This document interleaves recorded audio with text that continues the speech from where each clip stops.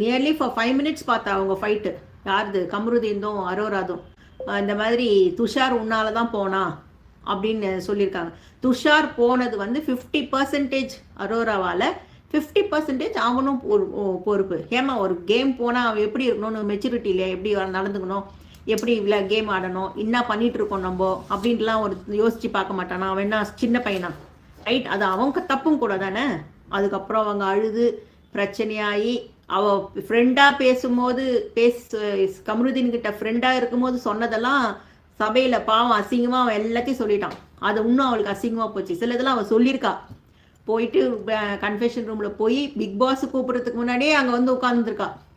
அதுக்கப்புறம் big pass வந்து நான் உங்களை கூப்பிடவே இல்லையே, நீங்கள் ஏன் வந்தீங்க, அப்புறம் என் பேர் டேமேஜ் ஆகாதா அப்படின்னு ஒன்று வேற சொல்லி, ஏன்னா இவங்க பிக் பாஸையும் கூப்பிட்டுக்கிறாங்க கண்டென்ட்டுக்கு. அதுக்கப்புறம் அங்கே எனக்கு உட்கார பிடிக்கலன்னு சொல்லி அப்புறம்